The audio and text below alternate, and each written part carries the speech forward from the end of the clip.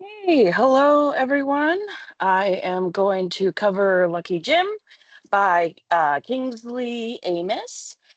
So basically, I'm going to start by talking about the background and kind of the historical setting for Lucky Jim and information about the author. And then I'll talk about the reception of the book at the time, and then I'll talk about the novel itself, who Jim is supposed to be, and different aspects of his character. And then I will propose some response questions.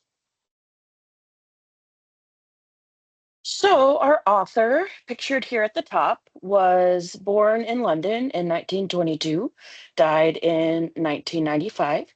He grew up in a middle class family. He was a heavy drinker himself, much like Jim. He was married twice.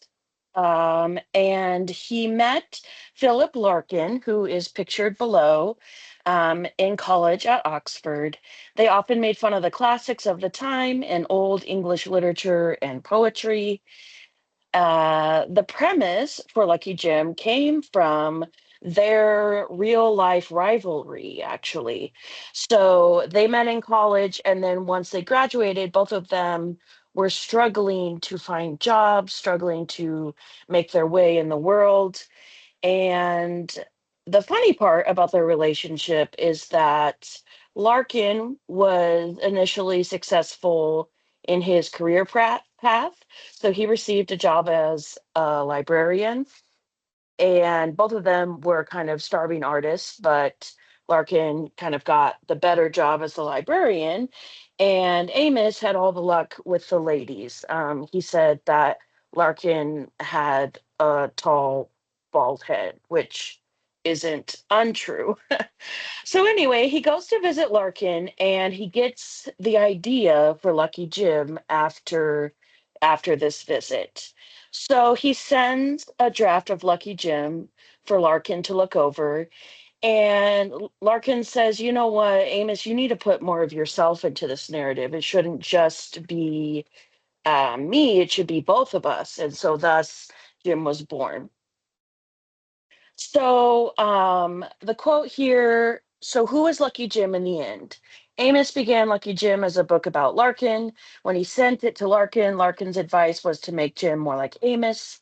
It was Amos who raged at adult life, who chafed so visibly at authority, who had a vast repertoire of faces at his disposal. Jim Dixon, in the end, is an Amos Larkin hybrid who manages to be sweeter and more engaging than either of the men on their own. They were both Lucky Jim. And this came from Keith Geston's 2012 article in a UK magazine called New Statesman.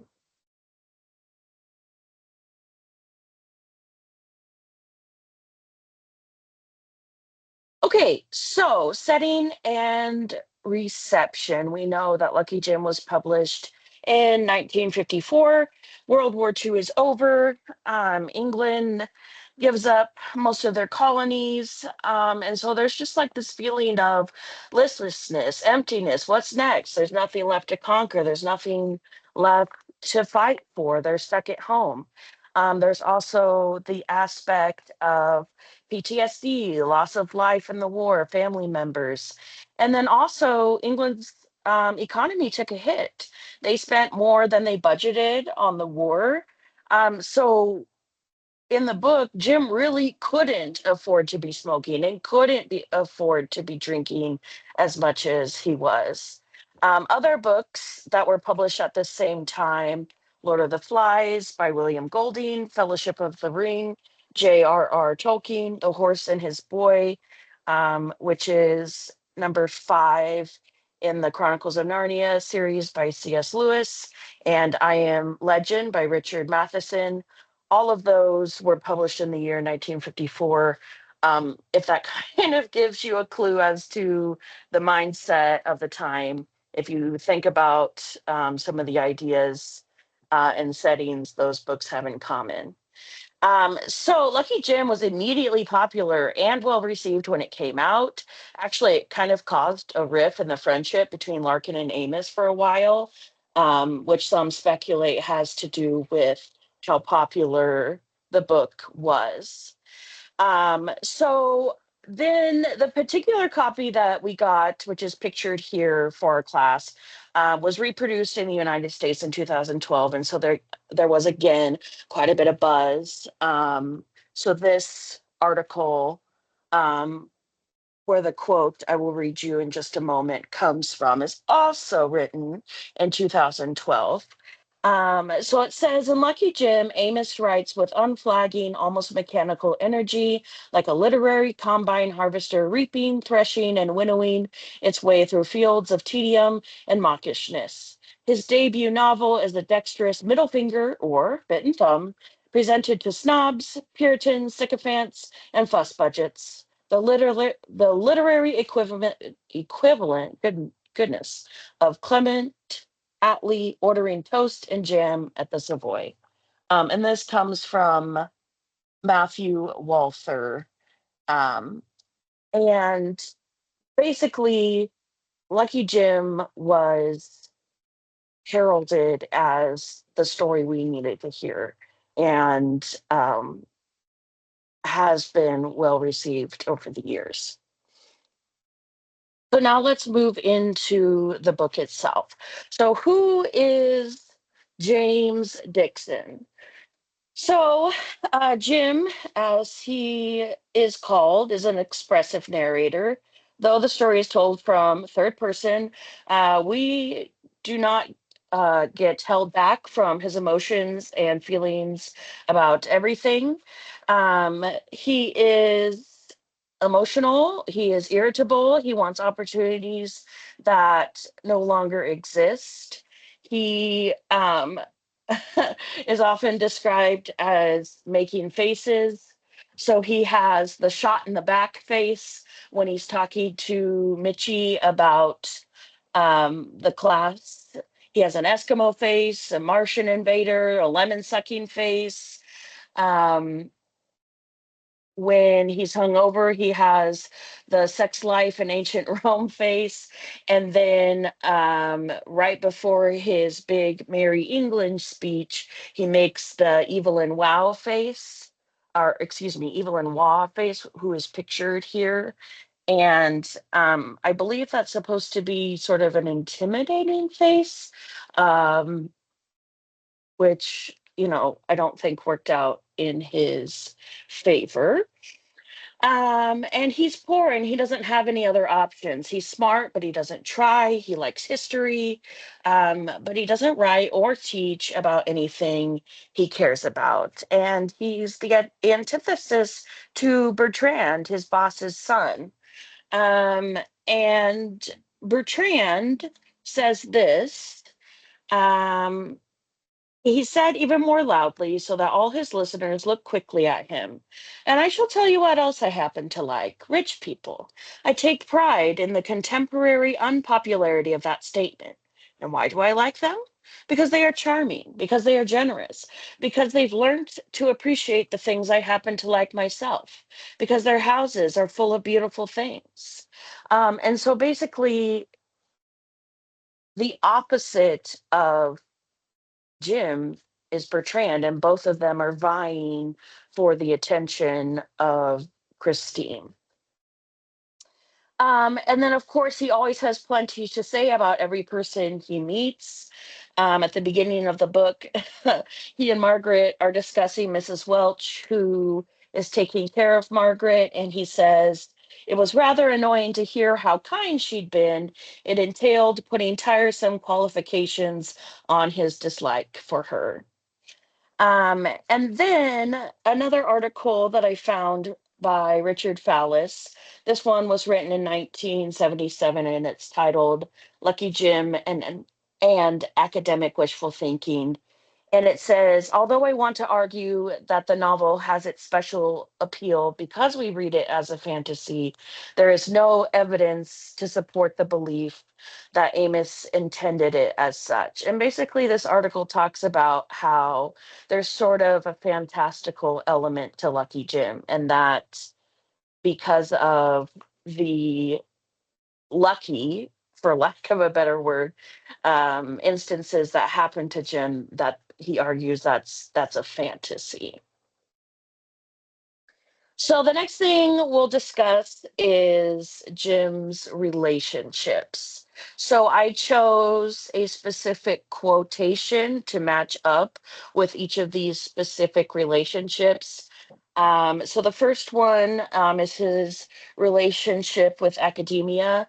And the thing about Jim is that he is smart and he does know what he's talking about, but he doesn't really apply himself. And so another conversation that he has with one of his students, Mitchie, he says one of the things he knew or seemed to was what scholasticism was. And he, in this case, is Mitchie. Dixon read, heard, and even used the word a dozen times a day without knowing, though he seemed to. And that kind of made me giggle because, in education, as teachers, we hear a lot of buzzwords a lot, right? And we just sort of insert them into our everyday vocabulary without maybe even realizing what the word means. And so I think Jim is sort of representing that idea. And then the next relationship he has is with his employers, or with his employer specifically, Mr. Welch. And Mr. Welch is the kind of stereotypical old man needs to retire, you know, drives his car off the road, probably needs to have his license taken away, those sorts of things. Um, has been in his job for way too long. Excuse me. And he invites Jim to his RT party. And Jim doesn't want to go, but he knows he has to in order to, look good, in order to keep his job. And there's a list of events with music and singing and all sorts of quote unquote horrible things. Um, and I chose this quote because it made me laugh out loud, and it says, Dixon screams softly from a tightened throat, kind of the idea of internal screaming at this party with all of these stuffy upper crust people.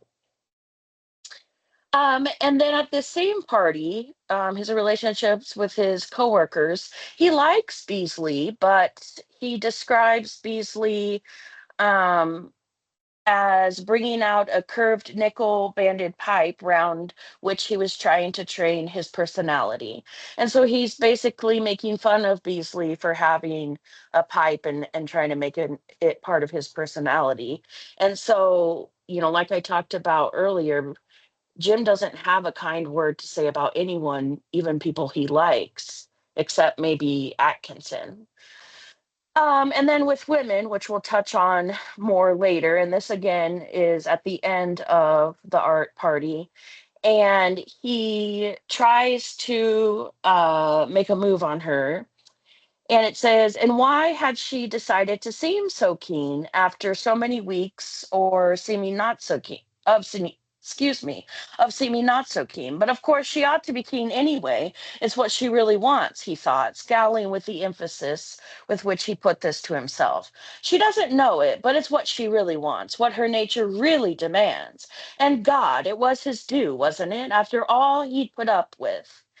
And basically, especially with Margaret, because he's been such a good friend to her after her terrible breakup with Catchpole, he believes he's due uh, her sexual presence. And um, with Christine, he's a little bit more respectful because she's prettier and therefore has more value. But, Jim most assuredly does not have respect or consideration with regard to his relationships with women.